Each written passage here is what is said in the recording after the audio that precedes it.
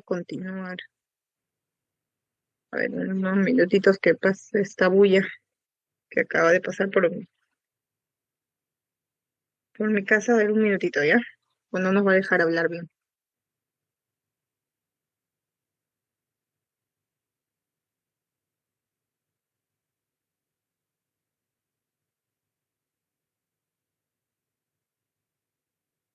Entonces, como les mencionaba, vamos a hablar de otra parte del cerebro que es muy importante, ya no solo para la parte racional, ¿no? Como hemos estado hablando en las clases previas con las funciones cognitivas, las funciones superiores, ¿no?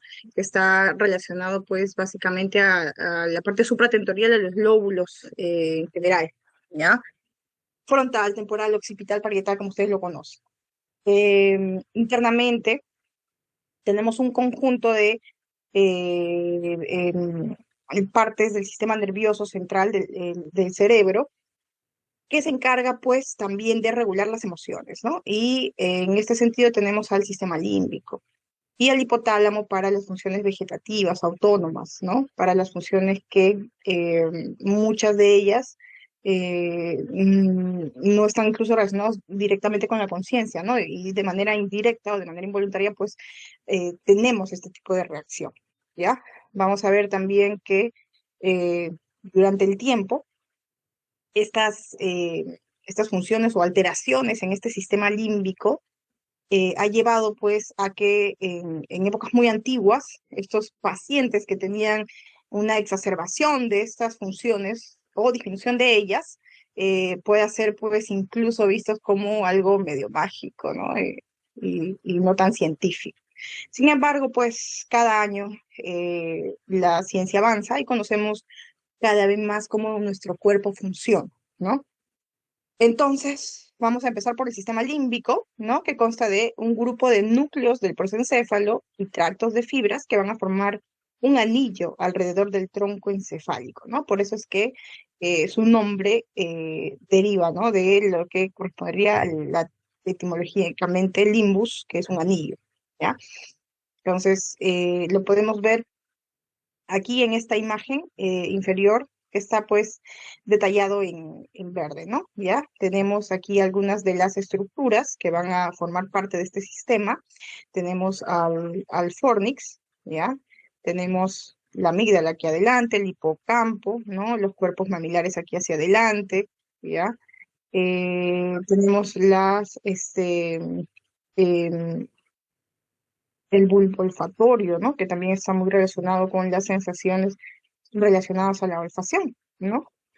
Y otras estructuras, ¿ya? Su función es elaborar conductas reflejadas en expresiones, como son, pues, emocionales, comportamiento, incluso la agresividad, la iniciativa y la memoria. Está relacionada también a las emociones, ¿no? Hay muchas cosas que nosotras evocamos, muchos recuerdos, que pueden hacernos sentir tristes o hacernos sentir felices, ¿no? Nostálgicos.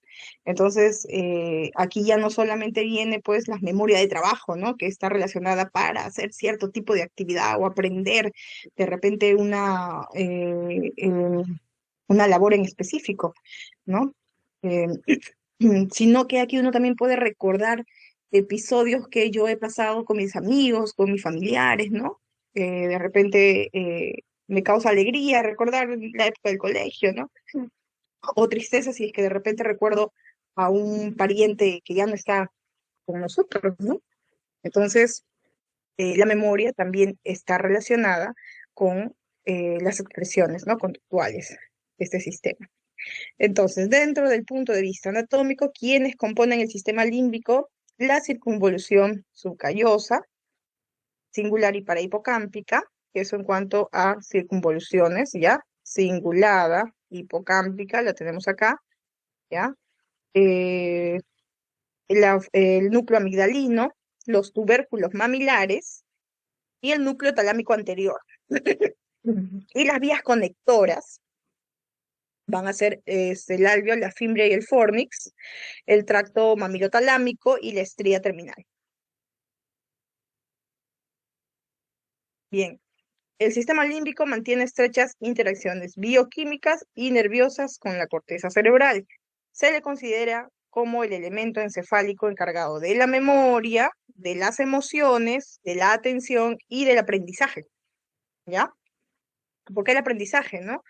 Eh, es cierto que uno capta mejor o aprende mejor las cosas que más te gustan, ¿no? Que de repente te llamó la atención desde chiquito. Yo siempre quise estudiar esto porque me gustaba biología o porque me gustaba anatomía, ¿no? Entonces le agarro cierto cariño, ¿no? Entonces está relacionado a la emotividad. Y en cambio, a mí números no me gusta y siempre me ha ido mal porque encima tuve un mal recuerdo con un profesor que me castigaba, ¿no? O tenía ciertos comportamientos con mis, no sé, mis tutores que no me ayudaban, ¿no? Y entonces hacía que la experiencia sea cada vez peor. Entonces, está relacionada con el aprendizaje de tal manera, ¿no? ¿Ya? Uno aprende mejor lo que más le gusta, ¿no? Incluso cuando escogemos la especialidad, nos abocamos por el curso de repente que más nos gustó, por las ramas que más nos gustaron, ¿no? Bien. Acá tenemos en esta vista esquemática, ya, a un corte sagital del encéfalo, podemos ver las estructuras que hemos mencionado, ¿no? Anteriormente que comportan, componen, perdón, el sistema límbico, ¿ya? Miren, ustedes tienen que imaginarse siempre la anatomía para que puedan recordar las partes, ¿ya, chicos? Y correlacionarlos con sus funciones, por supuesto, ¿ya? Tenemos aquí hacia adelante, esto es anterior, posterior, acá tenemos el lóbulo frontal, ¿no? El lóbulo occipital, ¿ya? Tronco encefálico, cerebelo, supratentorial, infratentorial, ¿no? Entonces aquí hacia adelante, ¿qué tenemos? Tenemos esta parte de aquí que es el hipotálamo, ¿no? Que es el control de procesos físicos automáticos, ¿no? Temperatura, entre otras cosas, ¿ya? ¿Qué más? Tenemos esta parte de aquí que es el cuerpo calloso, ¿ya? El cuerpo calloso. ¿Qué más tenemos? Tenemos por encima del cuerpo calloso la circunvolución del cíngulo, ¿no? Que interviene en el comportamiento de la supervivencia, ¿ya? ¿Qué más tenemos? El fornix. ¿Se acuerdan del fornix? ¿Ya? Hacia adelante. Lo tenemos aquí, miren, en una vista, digamos, 3D, ¿no? Hacia adelante terminan los cuerpos mamilares. Eso sería aquí, adelante, ¿ya? El fornix. Y hacia atrás, tenemos que se conecta con el hipocampo, ¿ya? Y va a terminar en la amígdala, que estaría por acá, ¿ya? Y el hipocampo, pues aquí, ¿ok? Entonces tenemos esas conexiones, ¿no? Hacia acá anterior tenemos al núcleo anterior del tálamo, ¿ya? Este es el tálamo, su núcleo anterior, aquí adelante, ¿ya? Núcleo anterior, cuerpos mamilares, ¿ya? Y hacia atrás, pues, lo que es hipocampo y amígdalas, ¿ok? Entonces aquí tenemos una visión un poco más esquemática, ¿no? De lo que estamos hablando, ¿ya? El sistema límbico está relacionado con el hipotálamo, sí, ¿no? Lo hemos visto, ¿no? Aquí al hipotálamo hacia adelante, ¿no? Y a todos los otros sistemas, a todos los otros componentes que están adyacentes a él, ¿no? Y que va a tener obviamente conexiones para la función de la parte de las emociones, ¿ya? Entonces, la localización de los principales núcleos que componen el hipotálamo, aquí lo vemos en una vista lateral o sagital. Miren la forma del cuerpo calloso. Acá está la hipófisis, aquí tenemos al hipotálamo, ¿no? Con todos sus núcleos, ¿ya?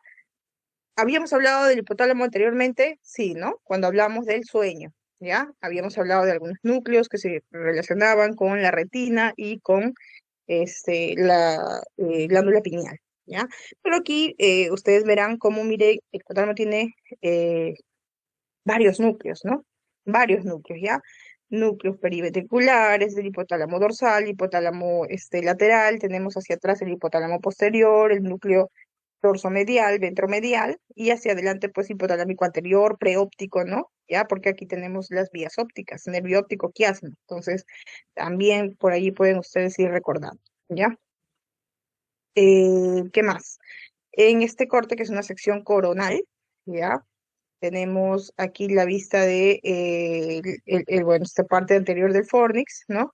Tenemos aquí el núcleo dorsomedial está adelante, ¿no? Hipotalámico ventromedial, ¿ya? Y los otros núcleos acá, hipotalámico lateral, ¿no? Y supraóptico, ¿ya? El sistema límbico entonces está altamente interconectado entre sí, comparten proyecciones directas al hipotálamo, regulando, por tanto, mecanismos neuroendocrinos, porque el hipotálamo también se correlaciona con la hipófisis, ¿no? ¿Ya? Autonómicos y conductuales, ¿no? Asociados con esta porción del diencero. Bien, vamos a hablar un poco de cada uno de ellos, ¿ya? La amígdala.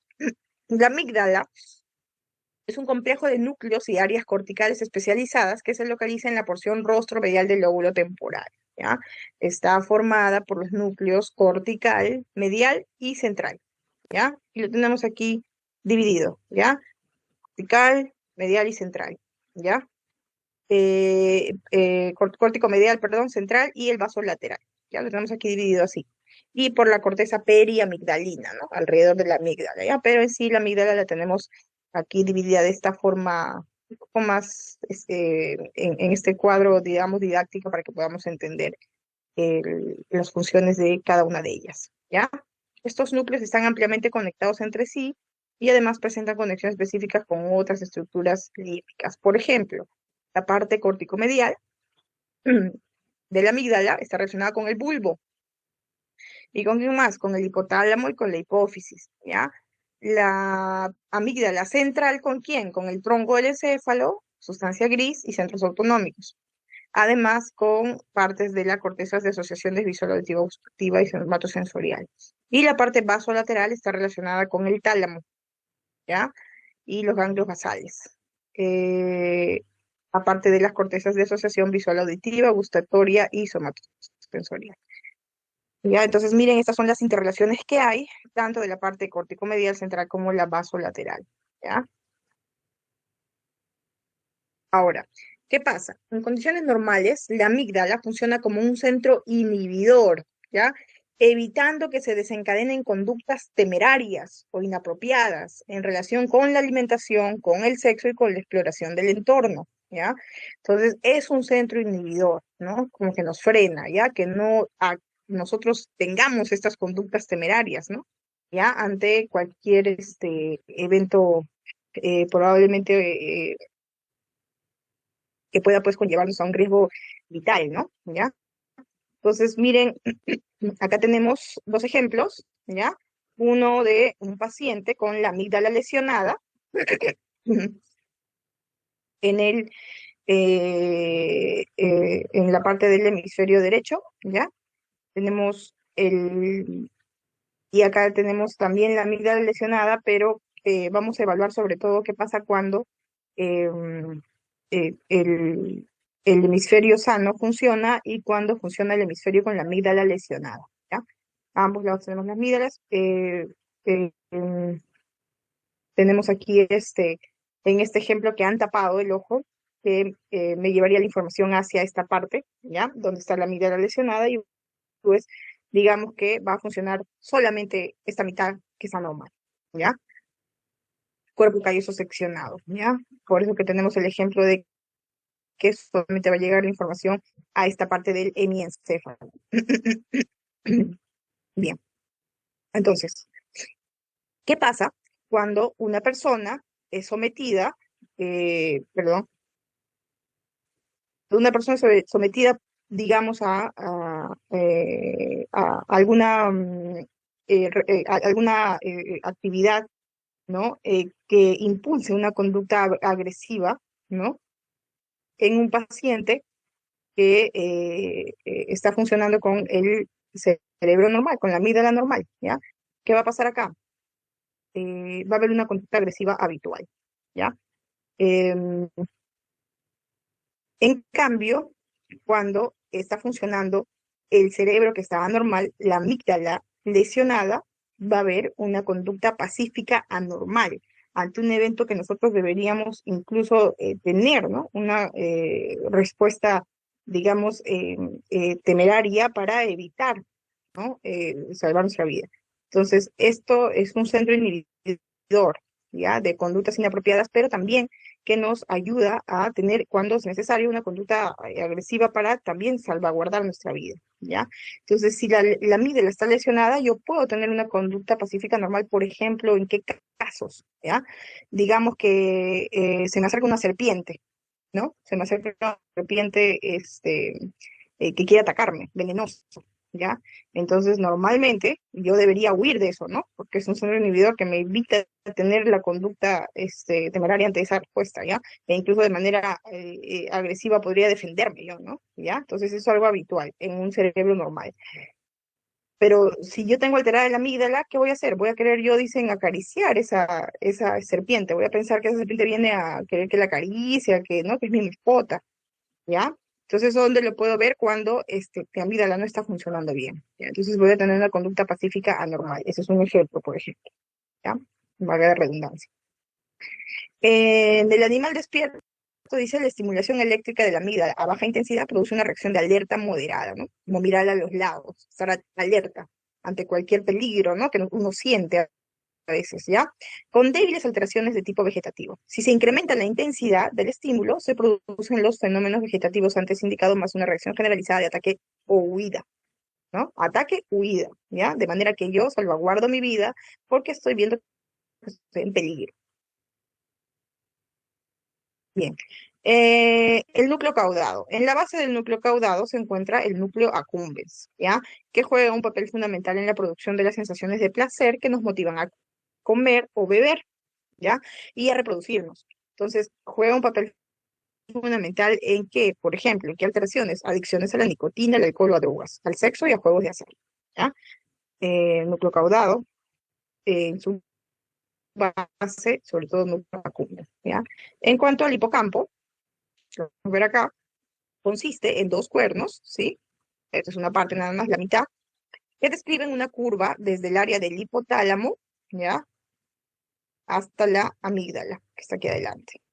¿Ya? Parece ser muy importante en convertir las cosas que están en tu mente ahora, memorias a corto plazo, en cosas que recordarás por un largo periodo, ¿no? La memoria a largo plazo. Pues el hipocampo, pues, ya lo hemos revisado, está relacionado mucho con la memoria, ¿no? Y la conversión de recuerdos a largo plazo. Si el hipocampo es dañado, una persona no puede construir nuevas memorias y vive en un lugar extraño donde todo lo que experimenta simplemente se desvanece, ¿no? Ya las famosas películas que ustedes de repente han visto en donde el paciente luego de un traumatismo, por ejemplo, se lesiona el hipocampo y no recuerdan, ¿no? Solo se acuerdan del pasado, de cómo vivieron hace años, ¿no? Pero de las personas de repente que recién conoció hace poco o que le presentan, no va a retener esa información porque hay daño a este nivel y pues no va a funcionar su memoria a largo plazo, ¿no? ¿Ya? Son memorias a corto plazo, pasa un tiempo y se olvida, ¿ya? Nuevamente. Dice incluso mientras que las memorias más antiguas antes del daño permanezcan intactas, que es lo que queda, porque eso ya se formó, ya como mencionamos las clases previas, ya se formaron en nuevos genes incluso, ¿ya? La posible participación del hipocampo en los procesos de aprendizaje y memoria se ha relacionado con el mecanismo de la potenciación a largo plazo. La formación del hipocampo es una porción de la corteza cerebral que forma una especie de cuerno a lo largo de la curvatura del ventrículo lateral, ¿ya? Se subdivide en hipocampo propiamente dicho, o asta de Amo, giro dentado y el complejo subicular, ¿ya? Tenemos las aferencias del hipocampo que van a proceder de la corteza entorrinal, del hipocampo contralateral y de estructuras subcorticales como el septum medial, ¿no? Ciertos núcleos del RAFE y el locus ceruleus del tronco encefálico. Em, el hipocampo proyecta de vuelta a la región subicular y esta a su vez lo hace sobre otras áreas corticales como el tálamo anterolateral, los cuernos mamilares, los núcleos ventriculares, ventromediales y anterior del hipotálamo y el septum lateral. A través del fornix, el hipocampo proyecta sobre el septum, ¿ya? Entonces tenemos aquí también este esquema, ¿no? De la división del hipocampo, ¿ya? Tenemos al hipocampo propiamente dicho, que sería esta parte de acá, ¿no? O hasta demo, ¿ya? El giro dentado, bueno, tenemos acá, y el complejo subicular, o subiculum que está aquí, ¿ya? Entonces, las relaciones que tiene el hipocampo mismo, que acá lo han dividido en células granulares A3 y 1, ¿ya? Que se va a relacionar con el septum y con la amígdala, ¿no? Y eso a su vez con los ganglios basales del hipotálamo y la corteza entorrinal, ¿ya? En la parte subicular con los cuerpos mamilares, con el tálamo y con el hipotálamo. Eh, Estas son las conexiones más importantes de la corteza límbica de asociación, ¿ya? Hemos estado mencionando, ¿no? En múltiples oportunidades, la corteza orbitofrontal, el polo anterior lóbulo temporal, el giro parahipocámpico y el giro del cíngulo, ¿no? Entonces, por ejemplo, la corteza orbitofrontal, ¿con qué se relaciona? Aquí tenemos la corteza entorrinal y perirrinal, pues tenemos ahí el bulbo olfatorio, dijimos que también había correlación, ¿no? O sea, esa parte que está en la parte basal frontal u órbito frontal, eh, vamos a tener estas asociaciones con la corteza límbica, ¿ya? Para llevar, por ejemplo, información de emociones relacionadas a los olores, ¿no? Hay olores que podrían a mí provocarme sensaciones de asco, ¿no? O de repulsión, ¿no? Eh, Incluso que uno puede no solo reconocer tal olor pertenece a otra cosa, sino que me lleva a recuerdos que me pueden llevar tanto para bien o para mal, ¿no? ¿Ya? Estoy oliendo de repente la comida que me gusta, que me preparaba mi mamá de niña, ¿no? Y que, guau, cómo le extraño ahora que vivo en el extranjero, digamos, ¿no? ¿Ya? Está asociado a una emoción, ¿ya? Pero llega a través de la corteza entorrinal. El polo anterior del lóbulo temporal, ¿con qué está relacionado? ¿Ya? Con la corteza de asociación visual y acústica, ¿ya? Visual y acústica, y está relacionado también con la amígdala y la corteza perirrinal, ¿ya? El giro parahipocámpico con la corteza de asociación visual, acústica y somatosensorial, ¿ya? Y a su vez con amígdala, corteza entorrinal, perirenal e hipocampo, ¿ya? Y el giro del cíngulo con la corteza prefrontal y parietal posterior, así como con la amígdala, corteza perirenal y presubicúmulo, ¿ya? A su vez, estas cortezas también están relacionadas entre sí. Bien, vamos a hablar un par de circuitos límbicos ya conocidos, ¿no? El circuito de Papez es uno de ellos, que es un circuito cerrado de flujo de información entre el sistema límbico y el tálamo, ¿ya? Y el hipotálamo. Ya tenemos acá lo que corresponde al hipotálamo, ya algunos núcleos del sistema límbico, el giro del cíngulo, el hipocampo, la corteza entorrinal, el septum, los cuerpos mamilares. Y aquí tenemos el núcleo anterior del tálamo. Entonces aquí tenemos la correlación, como indica, ¿no? El sistema límbico con sus diversos núcleos, el hipotálamo y el tálamo con su núcleo anterior, ¿ya? En el circuito de Papez, un tracto de fibras, el fornix conecta el hipocampo, ¿sí? Conecta el hipocampo a los cuerpos mamilares que están aquí, ¿bien? Que a su vez se proyecta hacia los núcleos anteriores del tálamo. Los núcleos del tálamo, por su parte, envían fibras hacia la circunvolución del cíngulo, hacia el giro del cíngulo, ¿ya? Que entonces completa el circuito al enviar fibras nuevamente hacia el hipocampo, ¿no? Corteza entorrinal, ¿no? Y de esta manera continúa, ¿ya? Septum, hipotálamo, cuerpos mamilares, núcleo anterior del tálamo, cíngulo, corteza entorrinal, hipocampo. Entonces, este es el famoso circuito de papel. Por medio de estas interconexiones, el sistema límbico y el hipotálamo parecen cooperar en la base neuronal de estados emocionales, ¿ya? ¿Qué otro circuito hay de Jacquel, ¿no? Que se complementó por otro vaso lateral propuesto por Jacquel Ovenel. El de papel se complementó con el vaso lateral propuesto por Jacquel en 48, en donde pone la relación que hay en el hipotálamo a través de la amígdala, ¿no? Ya con la única porción de la neocorteza relacionada de manera directa con el sistema límbico, que es la corteza orbitofrontal, ¿no? Ya, tenemos acá el tálamo, el polo anterior del lóbulo temporal, aquí tenemos a la amígdala, ¿no? Entonces, núcleo dorsomedial del tálamo, amígdala y corteza orbitofrontal. Bien, el hipotálamo, ¿no? El hipotálamo que tanto hemos estado hablando y de sus diversos núcleos, ya lo vamos a ver aquí de manera un poco más amplia, ¿ya? El hipotálamo es la porción más inferior del diencéfalo, localizado por debajo del tálamo, de ahí su nombre, ¿no? Ya, aquí tenemos el tálamo, por debajo el hipotálamo, ¿ok? Pues está formado por diversos núcleos, ¿ya? Forma el piso y la parte de las paredes laterales del tercer ventrículo, ¿ya? Esta región del encéfalo, pequeña pero en extremo importante, contiene centros neurales para el hambre, la sed, la regulación de la temperatura corporal y la secreción de la hormona desde la hipófisis, ¿ya? Hipófisis y hipotálamo está relacionada, ¿no? Hay dos hormonas ahí que son importantes para cuestiones muy físicas y específicas, ¿ya?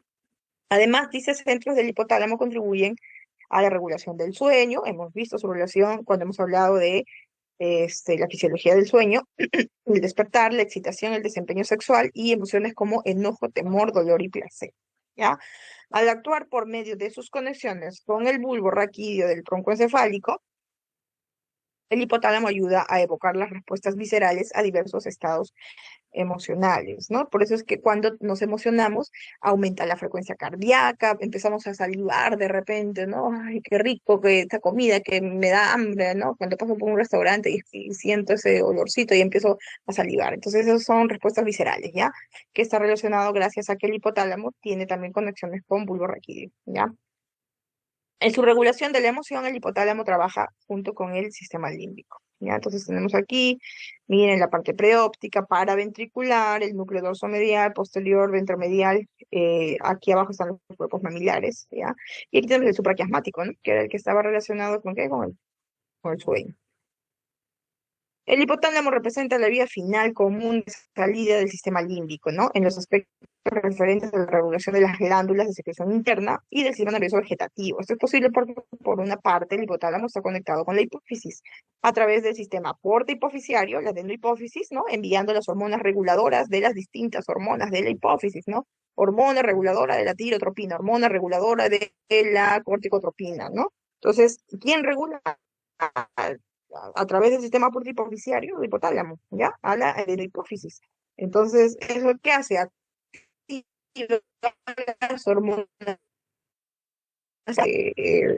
propias, por ejemplo, pues no sé, la hormona tiroidea, ¿no? ¿Ya? Las hormonas folículo estimulante o luteinizante, ¿no? ¿Ya? Entonces, gracias a las hormonas reguladoras del hipotálamo o de modo directo a través de proyecciones axónicas, ¿no? A través de la neurohipófisis. A través de la neurohipófisis va a regular directamente con hormonas que sí se forman desde el hipotálamo y que tienen función en nuestro organismo directamente, ¿no? Entonces ya no es que va a, digamos, despertar a una hormona hipofisiaria, sino que directamente a través de estas proyecciones axónicas de la neurohipófisis va a llegar a la hipófisis y solo va a ser secretado, ¿ya? Entonces, aquí tenemos, por ejemplo, a la oxitocina y a la vasopresina. Por una parte, dice, diversos núcleos hipotalámicos proyectan a los centros troncoencefálicos encargados de la regulación de funciones vegetativas, como el mantenimiento de la temperatura corporal y de la función cardiovascular y respiratoria, ¿no? Además, el hipotálamo juega un importante papel en la expresión de las emociones a través de la musculatura estriada, ¿ya? De hecho, la estimulación eléctrica de alguno de sus núcleos es capaz de producir comportamientos integrados de índole emocional como ataque, huida, etcétera, lo que demuestra que estas complejas conductas son configuradas en esta estructura cerebral. Ya, en cuanto a la estimulación de las porciones anteriores del hipotálamo, como el núcleo anterior y preóptico, disminuyen el ritmo cardíaco. ¿Ya?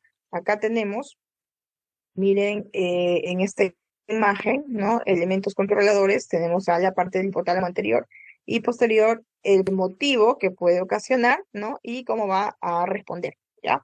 La variable controlada es la temperatura, ¿no? Y también aquí vamos a ver otras expresiones, ¿ya?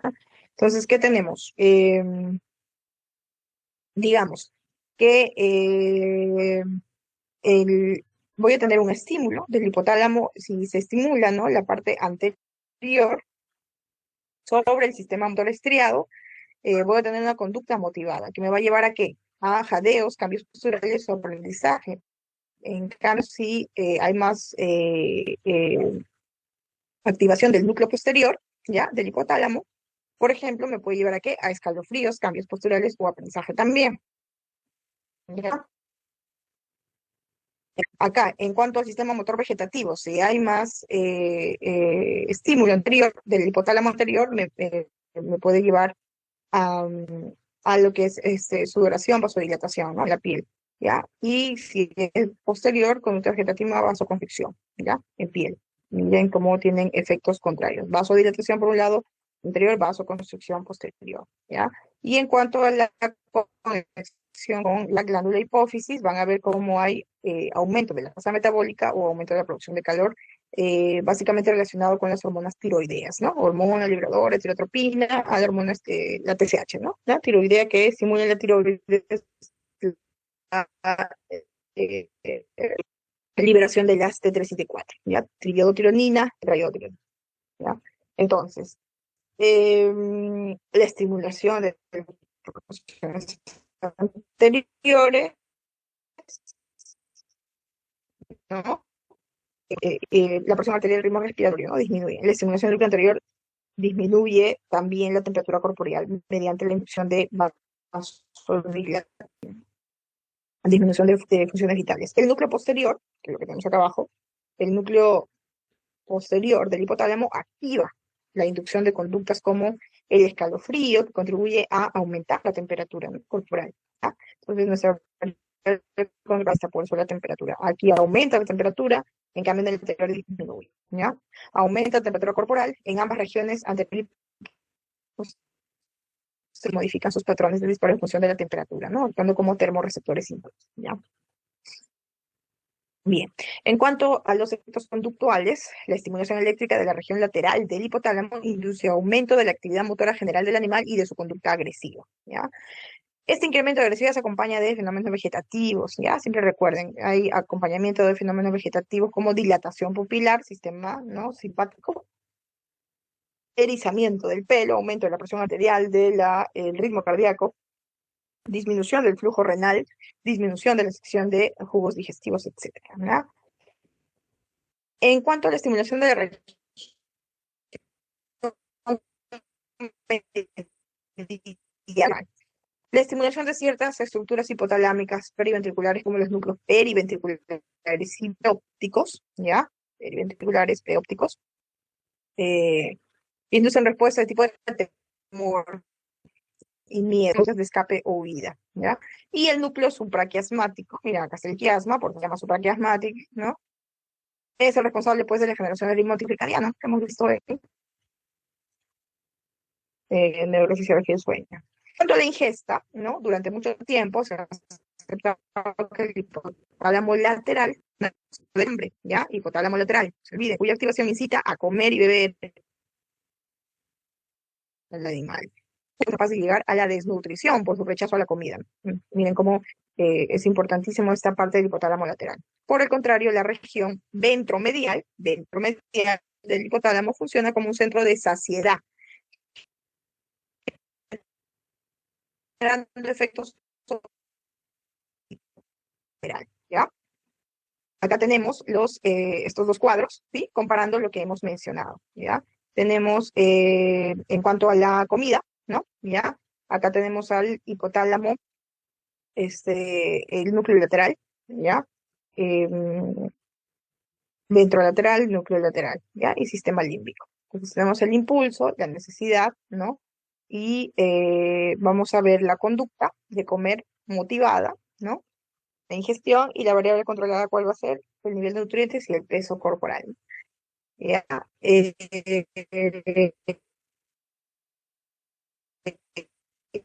Y aquí tenemos la saciedad y el beber, ¿no? La ingestión o ingestión de agua. ¿Ya? Aquí, ¿cómo podemos medir esta variable? A través del hambre, ¿ya? Y aquí tenemos lo que corresponde a la sed, ¿ya? Como aquí está relacionado sobre todo el ADH, ¿no? La vasopresina, que está liberada por los núcleos supraóptico y paraventricular del hipotálamo, ¿no? Y que van a ser liberadas a través de la neurohipófisis, ¿no? Para controlar la reabsorción de agua en los riñones, ¿ya? La hormona antidiurética o vasopresina, ¿ya? Que se va a controlar aquí la hidratación de los tejidos, ¿no? ¿Ya? Entonces, miren, esta parte del hipotálamo también, pues, tiene que ver con la parte del beber, ¿ya? El núcleo lateral, que me va a incitar, conducta de beber motivada, ingesta de agua, ¿ya? Eh, y aquí tenemos también la función de la renina, ¿no? En el riñón, renina-angiotensina, ¿no? Que me va a ayudar para renina-angiotensina-aldosterona, ¿ya? También para la hidratación de los tejidos. ¿Ya? Entonces vamos a tener como algunos receptores de volumen o varios receptores, ¿ya? El aparato yuxtaglomerular y vamos a ver, pues, sobre todo, pues se queda, ¿no? En las mucosas.